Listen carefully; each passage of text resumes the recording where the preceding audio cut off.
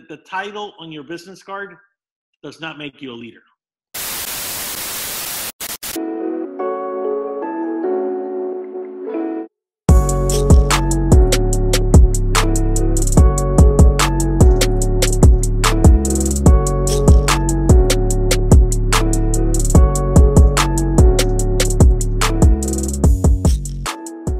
What's up, everyone, and welcome to this week's episode of the Mindset Podcast. Today, we are joined by one of Miami's very own, Rudy Fernandez, currently serving as Senior Vice President of Public Affairs at the University of Miami.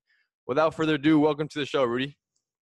Thank you. And I got to do I get paid to sort of do the you as often as I There can. it is. For all the University of Miami fans. It's great to talk to both of you.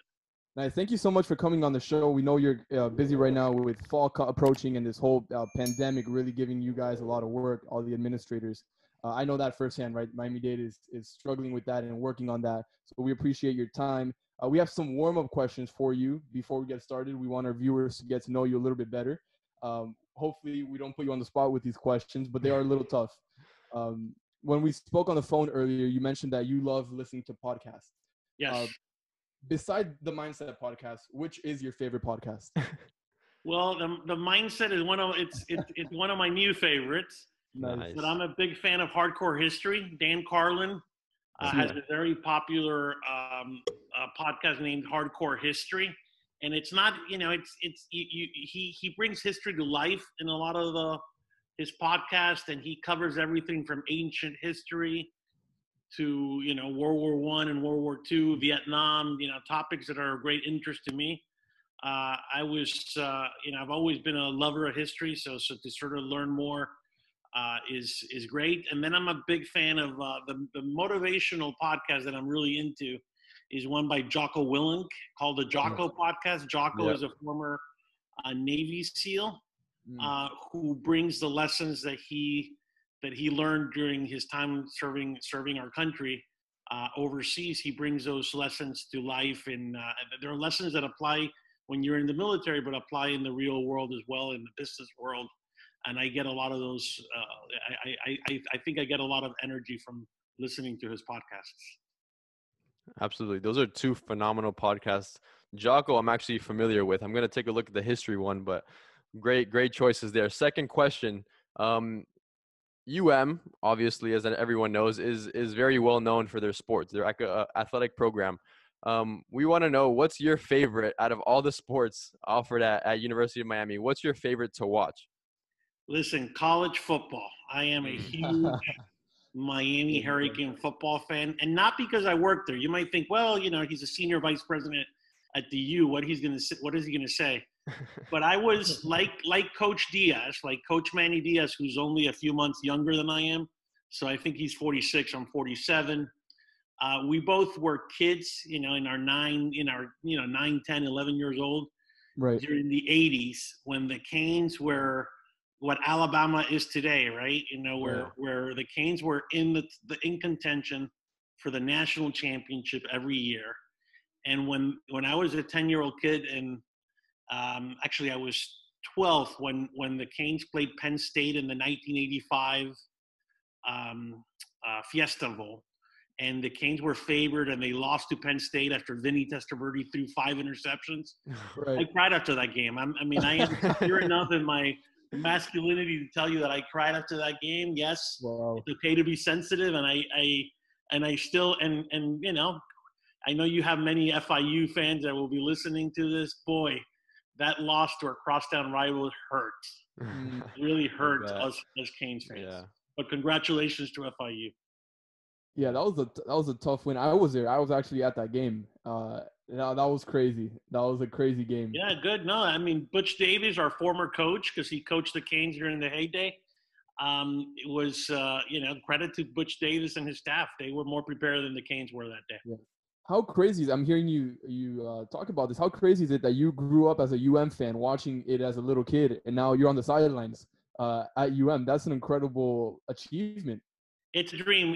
Being a senior vice president and chief of staff to the president has its perks.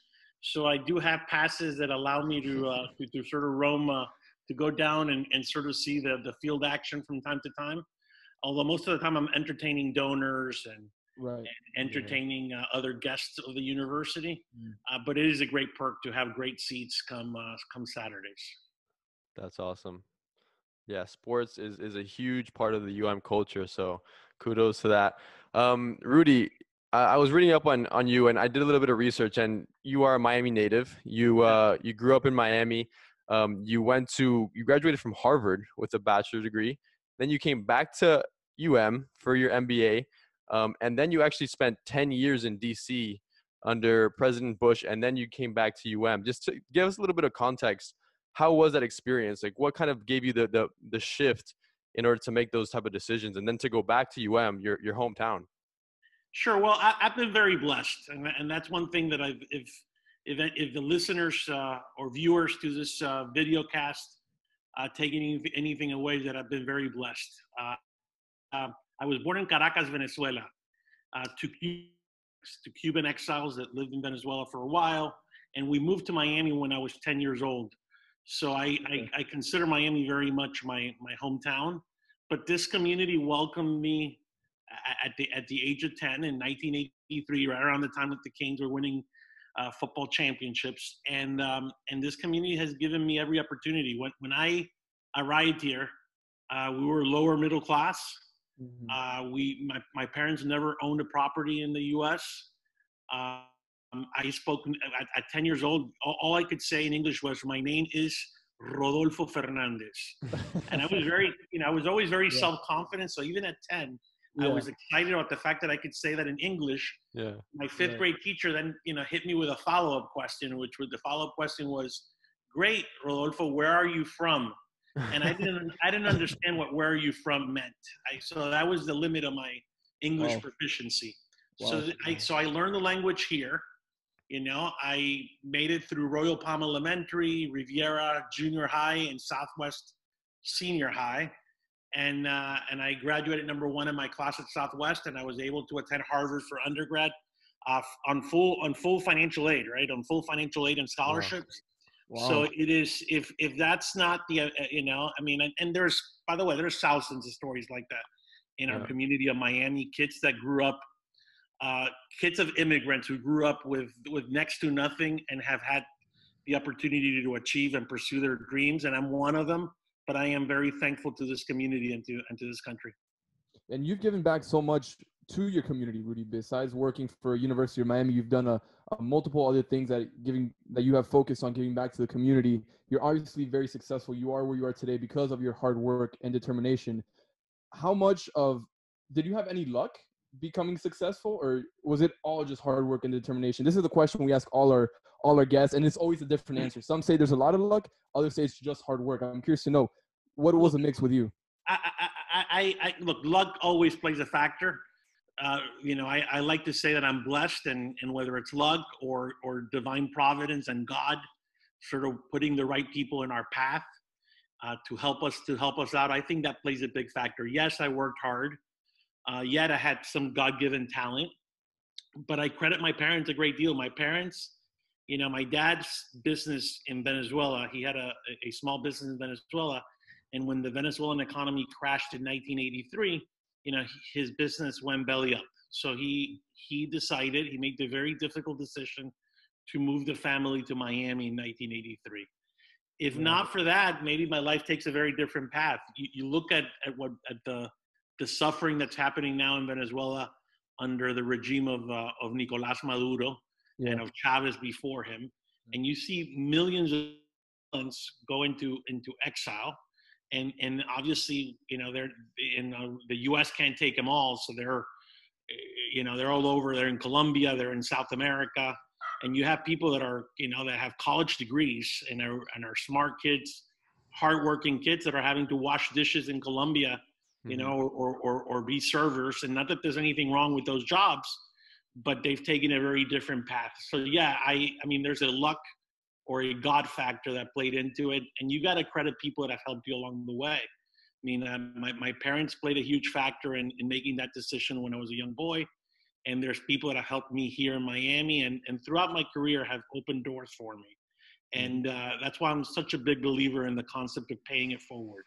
Mm. One of the questions that you sent me beforehand asked, what's your definition of success? I think, my definition of success is to, put your skills, and make the most of your talents and impact other people, impact your community, impact those around you, and pay it forward. Because if you've been helped, you have a responsibility to help that next generation. Mm. Absolutely. Yeah, I mean, you answered two of our questions in one right there. And I mean, when it comes to success, there's so many different definitions, right? And I agree 100% with what you said. Personally, I think success is something that you can't put a monetary value on. A lot of people think, oh, because he has this car or he has this title, he's successful. Yes, those things come along with the hard work and maybe a luck here and there. But I couldn't have said it better myself. Rudy, I'm curious to know, when you were 10 years old, when you said that you were here, moved from Venezuela, you're a big fan.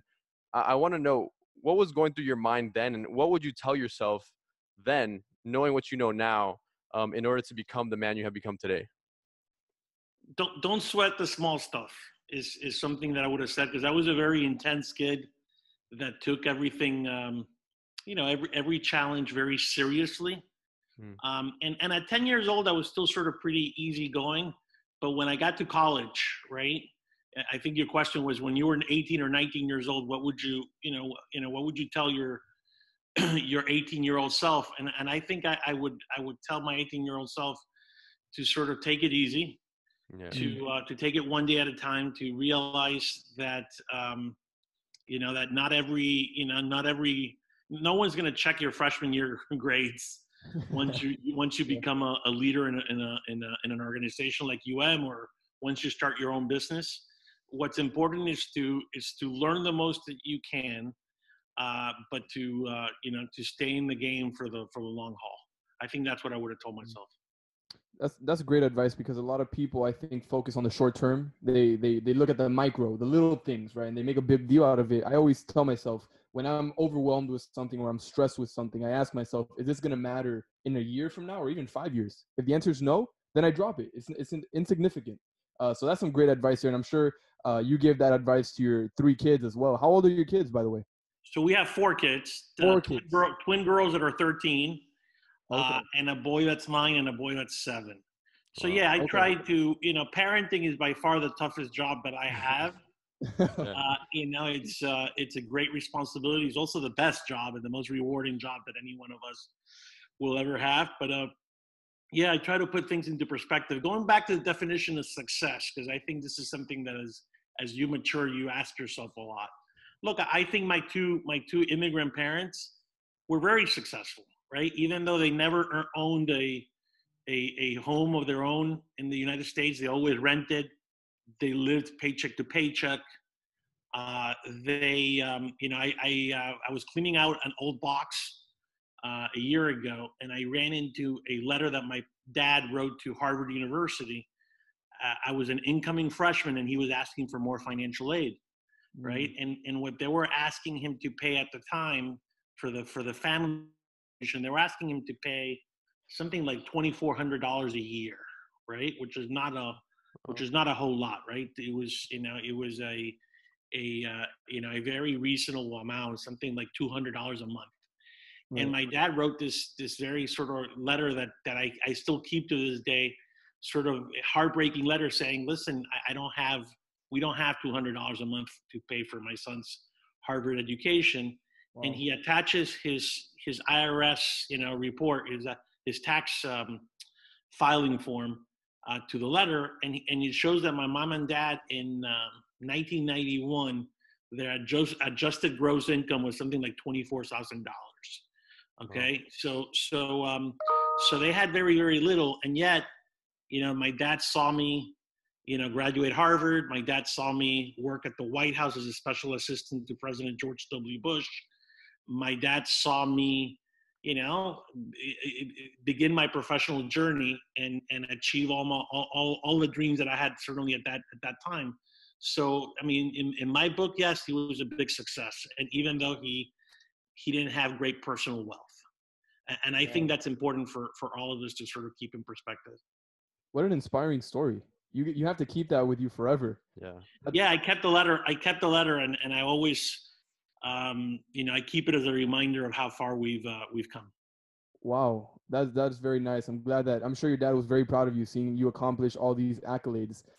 That's interesting. I want to turn the topic back a little bit about back to your position at UM. You have a lot of employees, a lot of staff personnel under you. I'm curious to know, how do you go about setting a culture, and what culture do you try to implement within your staff? Well, that's a great question. I lead a large team at as a senior vice president and as chief of staff to the president. I lead a large team, and I think that culture begins at the very top.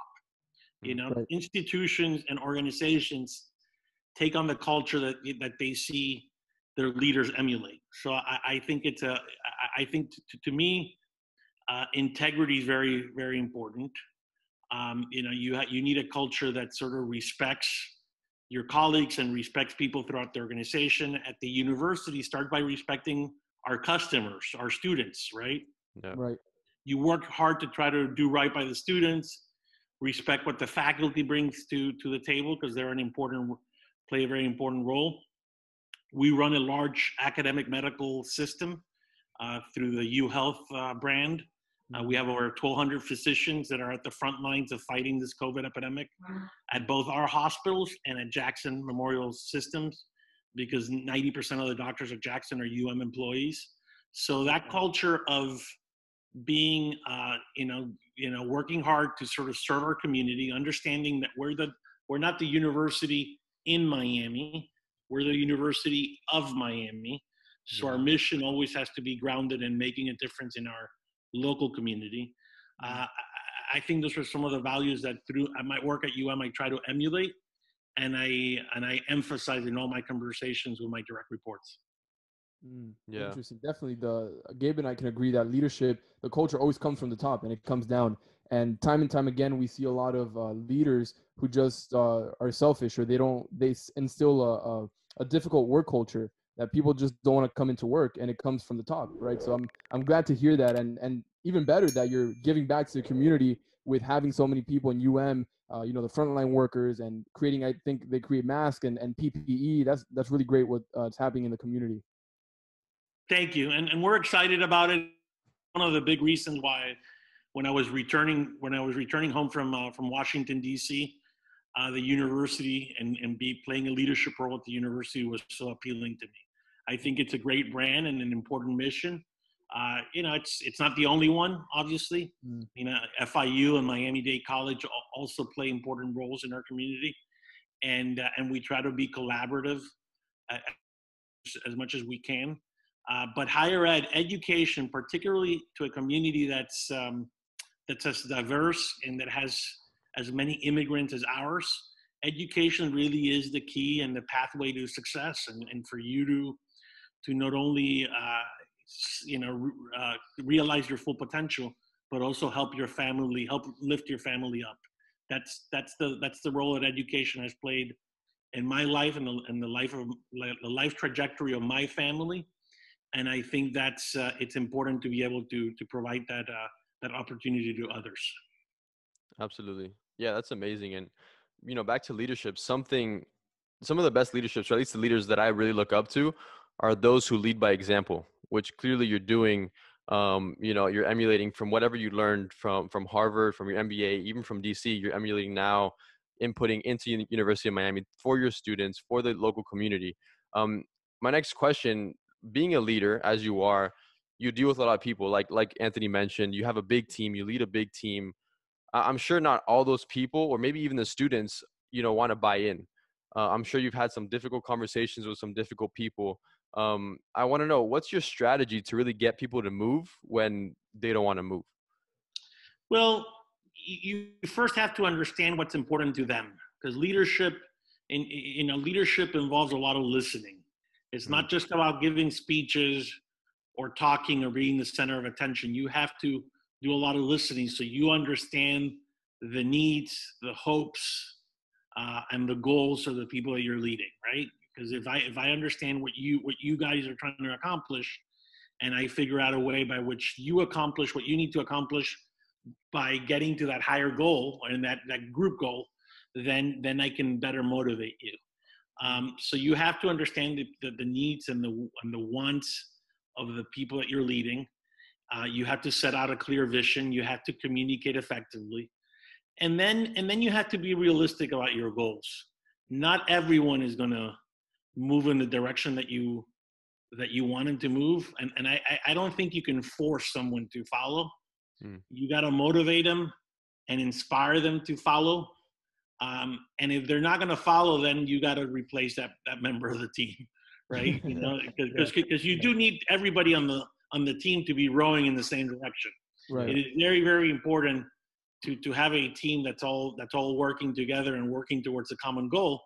But if you find people that are not willing to, you know, to follow your lead and to sort of buy into the mission, you have to replace them. That's why I mean, what I've learned in 25 years of being a professional is that what I really enjoy and my talents, you know, revolve around, I like building teams of talented individuals, putting them in the position, you know, the right positions so that they are able to succeed, giving them direction, and then getting out of the way, right? But it all starts with building the team, recruiting the right people into the right roles. And if you had some recruiting misses, you have to cut your losses and have the courage to cut your losses and say, well, things are not going to work out with this particular person, and I have to make a change. Let me tell you, that's a gift to be able to see someone and put them in the right place where they're going to succeed. That's a lot easier said than done. That's not easy. Well, I've been at it for 25 years. So if there's something like, if you ask me, what is my unique talent in my leadership role, is to recruit talented people, to be confident enough to know that the people that are, you know, I lead 3 teams in the university primarily: the communications and marketing team, the government and community relations team, and then the team, the president's office team, right? In all those 3 areas, which are different areas, right? Because even in communications, you have communications for the university, and then I also lead the healthcare communication and the healthcare marketing. So you have to recruit people that know more about their jobs than you do. You know, the people that are doing social media for the University of Miami that I happen to oversee, they know more about, you know, social media or Instagram or digital strategies than I do. Right. But I am confident enough to recruit the very best for that job, and then give them direction, tell them what the mission is, and then empower them to make decisions and to succeed. And I think, that takes time. You know, my first management job, which was in Washington, D.C., I was a staff member at the Republican National Committee back in in 2001. And I remember the first team that I led, your instincts are to try to micromanage. Micromanaging doesn't work. Because if you have to do it all, you're not going to get as much accomplished. So you have to recruit the right people, put them in the right positions, and then build a relationship that's based on trust, so that you trust them to do their jobs, right? I think that's awfully important. I couldn't agree more. I think the hardest thing that I struggle with as a leader is delegating work. I'm getting better at it, but it's definitely when I was first put as SGA president, it was tough for me, because I feel like I would want to do everything, because I know I would get it done the way I wanted to, which would be good. It would be a good way of doing it. But then I quickly had to learn that I had to delegate work to the people on my team so that we can all move quicker. And I'm learning that as it goes, and that's a very important lesson that I'm glad that I learned early on, that I can apply later on in my life. Yeah, that's absolutely right. And you'll find out as you get older and you start leading larger teams, that's going to become, your ability to delegate is going to become more and more important. Yeah, one of my favorite leaders, and something that he said that I'll never forget, Craig Groeschel. Not sure if you're familiar with him, but he said something that really resonated with me, and he said, you can either have 2 things. You could either have control or you can have growth, but you can't have both. And that was something that I really took into consideration. And looking at you in the position that you are, and what you just mentioned about, putting people in the right position for them to strive, for them to grow, you're going to have to, take your hands off the reins eventually. Right. And I think that's exactly what you're doing. And even what Anthony's doing over there at SGA and Miami-Dade is, all of us by nature, by human nature, we all want to be in control of everything. But in order for us to really grow and see the potential, not only of ourselves, but of our team, and really prosper and grow, successful companies and organizations, we need to trust those who we delegate, which I think you're doing a phenomenal job over at Rudy. It's really great to see. Thank you. Another aspect of this, and I absolutely buy into that philosophy. You gotta control freaks are not great leaders. Control freaks are not great leaders. But I also believe that, look, there's the title on your business card does not make you a leader. Yeah. All right. The title on your business card does not make you a leader. It's the way you carry yourself. Your character, your ideas, your passion for the mission. That's what people follow. That's what makes you a leader. So natural leaders. And if I ever have to sort of say, well, we got to do it this way because I'm the chief of staff, then that's I'm losing that argument, and I'm losing that discussion, and shame on me for having to sort of throw down the title in order for people to follow. I believe, look, there's two words that are associated with leadership and with the influencing or leveraging of power. One is the word, and the other one is the word influence. You can, it's all, the best scenarios where you have them both. You have the authority and you have the influence. But if you ask me to pick, I'd rather have influence over something than authority. And that's how a great key to my success has been, my ability by adding value to projects and to conversations to earn the respect of my colleagues and have influence over things that are happening at the university that I don't directly oversee. I don't oversee athletics directly, yet I have a great relationship with the athletic director, Blake James. And I've been in the room when we've made major decisions on what happens there. Same thing at the health system. I don't oversee the doctors and physicians, but I can influence some of our strategic decisions. And that is, that's how leadership, that's how you move the needle forward. That's how you get closer to your goal. Absolutely. And to go back to influence, I mean, you're obviously in a position of influence and leadership, as we know, but I'm a true believer that everyone has influence. You had influence back when you were at Harvard or even at Southwest High School, whether it was just with your group of friends, you could have influence, obviously positively or negatively. In your case, you're leaving a positive impact on the students that you touch each and every day, your staff, everyone that you come into contact with. You're at the end of the day, you're influencing them. And I think that a lot of leaders, quote unquote, they want to swap out the influence for the popularity or the fame. They want people to like them instead of listen to them. Right. And I think that's something that you're doing incredibly a great job of over at But Rudy, you're still a young guy. You got 4 kids. You're doing a great job over at What's next for you? What's next for Rudy Fernandez? Well, listen, I've had a great run at the university, and I'm still having fun doing what I do, because it's one of the great things about university is that it's like leading a city, right? Every day is different, and there's challenges, and I like being in the middle of the action. But I don't think it'll be my last stop. I want to continue challenging myself professionally. And I do enjoy management. So whatever role I take on next, it'll continue to be a role that allows me to lead teams of talented individuals, because that's what I really enjoy and find fulfilling.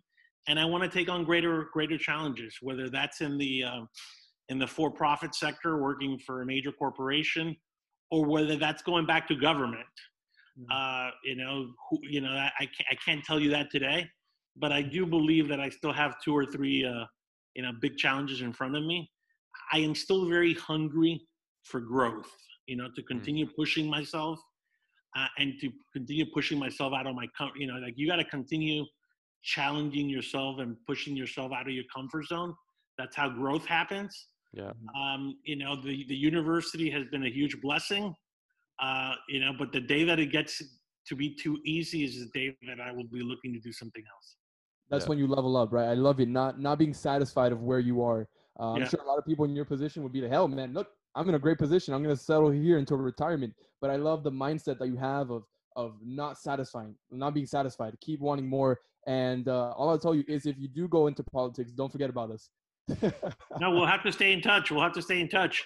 Maybe one of you gets elected governor and I can go be your chief of staff. Hey, let's do it. Let's do it. I'm all in. That's all Anthony's in. That's position awesome. right there. Yeah, that'll be me, and we'll have a little team. Gabe can do the social media for my campaign and everything. But anyway, Rudy, thank you so much for taking time to meet with us and have this podcast. I'm sure all of our viewers and listeners are going to get tremendous feedback and gain some real value from this episode. Sure. Best of luck to you guys with the podcast. Like I said, a big part of me is envious of the fact that you're barely 20. If that, and you're already, way ahead of the game. So keep doing it, keep pushing yourselves. But you clearly have the right mindset as to you, and good for you guys. Thank you. We're glad to have you on part of our journey and make you famous with our podcast. All right. Good luck to you guys. All right. Take care. Bye.